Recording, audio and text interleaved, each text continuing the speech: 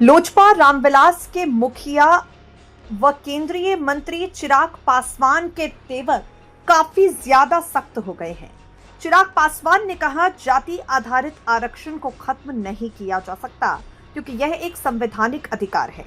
दरअसल विपक्ष लगातार आरोप लगा रहा है कि सत्ताधारी पार्टी भाजपा आरक्षण खत्म करने के लिए संविधान में संशोधन करना चाहती है। इसी विवाद को लेकर चिराग पासवान ने अपनी राय रखी। पटना में पत्रकारों से बातचीत करते हुए चिराग पासवान ने कहा, विपक्ष हर चीज में राजनीति देखते हैं। आखिर क्या संघ भाजपा और हमारी पार्टी सभी एनडीए का हिस्सा नहीं है? क्या आरक्षण कोई ऐसी चीज है जिसे सिर्फ इसलिए खत्म किया जा सकता है क्योंकि कोई ऐसा कहता है? यह एक संवैधानिक अधिकार है।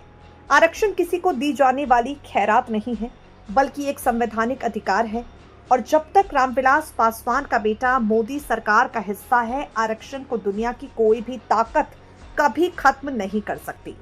जो लोग समीक्षा या सुधार के नाम पर आरक्षण खत्म करने की बात करते हैं, वे शायद ये भी नहीं समझते कि आरक्षण क्यों जरूरी है। आज भी सामाजिक भेदभाव पूरी तरह समाप्त नहीं हुआ। दलित दूल्हे को घोड़ी चढ़ने से रोका जाता है, दलित युवक की बारात रोक दी जाती है और कई जगहों पर दलित नेताओं के मंदिर जाने के बाद परिसर को गंगा जल से शुद्ध करने जैसी घटनाएं सामने आती हैं। ये घटनाएं बताती हैं कि छुआछूत और भेदभाव की मानसिकता आज भी समाज में मौजूद है। ऐसे में आरक्षण की आवश्यकता को कैसे नकारा जा सकता है? चिराग पासवान यही नहीं रुके। उन्होंने कहा, मोदी सरकार ने उच्च जातियों में आर्थिक रूप से कमजोर वर्गों के लिए 10% आरक्षण की व्यवस्था शुरू की है। यह व्यवस्था बाबा साहेब आम्बेडकर की सोच के आधार पर बनाई गई थी और दुनिया की कोई भी ताकत इसे कमजोर नहीं कर पाएगी। जब तक मैं रामविलास पासवान का बेटा इस सरकार का हिस्सा हूं, मैं इस व्यवस्था के साथ कोई समझौता नहीं होने दूंगा। आपको बता दें, चिराग पासवान इन दिनों काफी ज्यादा सुर्खियों में हैं।